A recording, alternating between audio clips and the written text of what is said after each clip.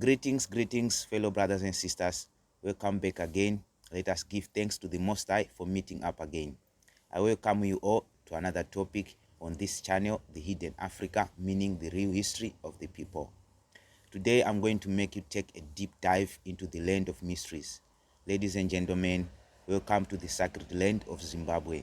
Zimbabwe, which is known by its people as Zimbabwe, meaning sacred place. As for today, we are going to talk about mermaids. From what are mermaids, human abductions by mermaids, as well as what are other works of the mermaids apart from abducting humans. On a general point of view, mermaids are seen by many people as just some speculations, inventions, or another legendary fairy tale invented by humans. But what if I tell you that down in the southern side of the planet, in the land of Zimbabwe, mermaids are actually part of a well-documented oral history among its inhabitants for generations and generations. Before going any further, let me highlight that I have learned that anything that has a name in African languages, that thing is real and it does exist. Mermaids are called Njuzu by the Shona people. Moreover, in this land of Zimbabwe, there is a well-known history concerning mermaids, and there are well-known places which are believed to be inhabited by mermaids, where many people have been abducted in the course of time until modern times. Okay, then let's move forward and see what is a mermaid according to the Shona people, and what are other things they believe to be things associated with mermaids. A mermaid is a human-like fish with long hair, face and a body resembling a woman, and also very fair in color than the common dark color of Africans. Shonas refer to anything belonging to the water as things of the water world or spirits of the waters. Some may say marine spirits. So they see a mermaid as a spirit of the waters or a messenger of the water world. In Shona culture, it is advised to let those believed to have powers of the water fight only among themselves, and also let those having powers from the land also fight only among themselves. According to the Shona people, these two forces are not supposed to engage in a spiritual fight, because that fight, it is believed to always result in a death, and most of the time it is the death of the one who is possessed by the powers of the land. In reality, or in other ways, they believe those possessed by powers of the waters are more powerful than those who are possessed by powers of the land. Mermaids live in river dams or in deeper sections within the course of rivers. These rivers are rivers where water is ever flowing throughout the seasons. On these places, it is where majority of human abductions occur. Such areas, since they are regarded as sacred places, Shona traditions forbids people to carry metal objects when going to that area. They also don't allow use of vulgar language on that area also. So here it is how the procedure goes after a person is believed to have been abducted by mermaids. Of course, such conclusion is taken after a search has been conducted on the area concerned.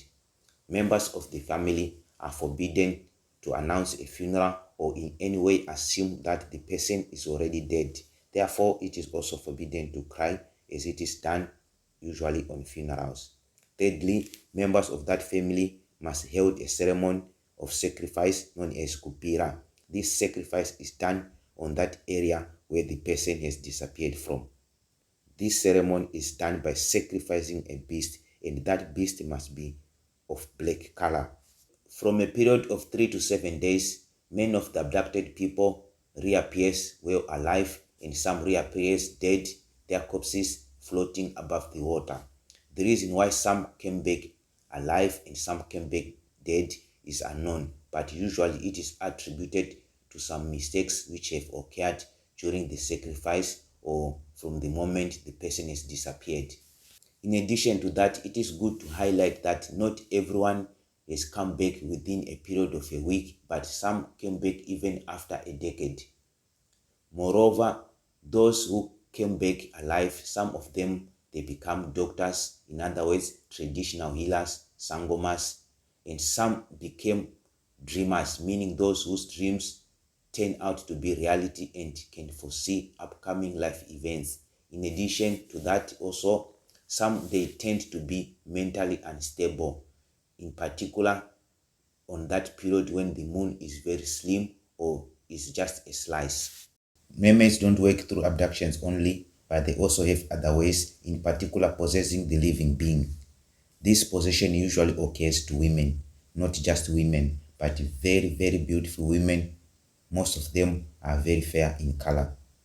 The person possessed is not to be someone who have shaverenjuzu, meaning someone possessed by mermaid spirits or someone with the gift of a mermaid. If a person is assumed to be possessed by the spirit of a mermaid, that spirit must be evoked, thus calling it out by the help of a traditional healer, where the spirit is supposed to speak and say what are its desires. Therefore, a traditional ceremony of welcome must be done. That ceremony is done in places where there is a river or a dam within a river, but it must be a place where water flows non-stop throughout the seasons.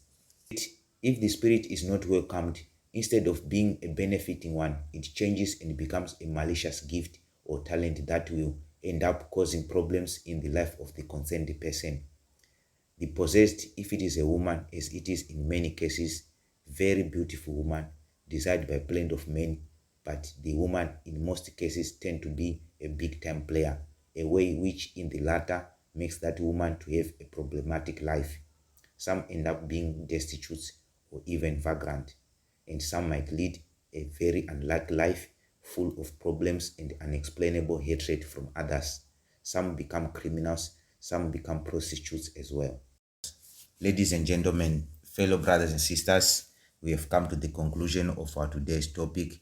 Let us meet in the next chapter on this channel, The Hidden Africa, meaning the true history of the people. Please kindly let me know what you think about this topic via comment section. May the Most High keep on blessing and protecting you as always. Goodbye.